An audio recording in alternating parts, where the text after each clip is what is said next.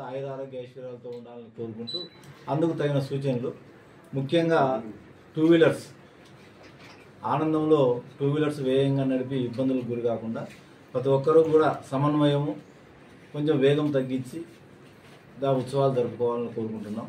అదేవిధంగా తాగి ఎట్టి పరిస్థితుల్లో కూడా బండి నడపడానికి వీలు లేదు.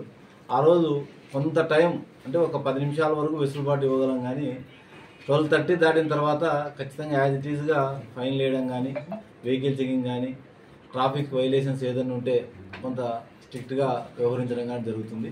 దీనికి యూత్ అంతా కూడా మరియు ప్రజలంతా కూడా సహకరించాలి. ఎందుకంటే దానివల్ల నష్టం జరిగితే వారికి వారి కుటుంబాలకి నష్టం జరుగుతుంది.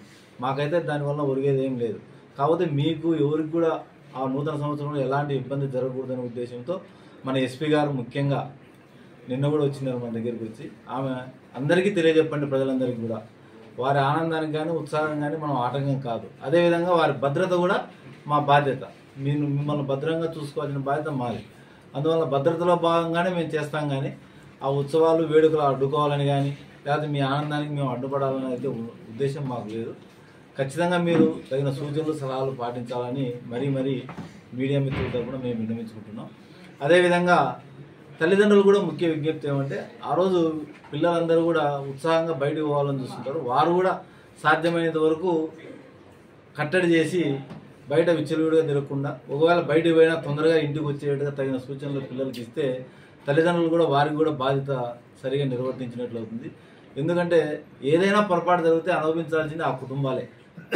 కాబట్టి కుటుంబ సభ్యులందరూ కూడా పిల్లల పట్ల జాగ్రత్త వహించి తల్లిదండ్రులు కూడా కొంచెం కఠినంగా వ్యవహరించాలని ఆ రోజు మేము తల్లిదండ్రులకు మరీ విజ్ఞప్తి చేస్తున్నాం. అదేవిధంగా పోలీసు వారికి కూడా ఆ రోజు కొంత ఒక 5-10 నిమిషాల తర్వాత ఖచ్చితంగా సహకరిస్తే అందరూ కూడా క్షేమంగా ఇంటికి వెళ్ళిపోతారు. మేము బాగుంటుంది, మీరంతా కూడా క్షేమంగా వెళ్ళిపోవాలా.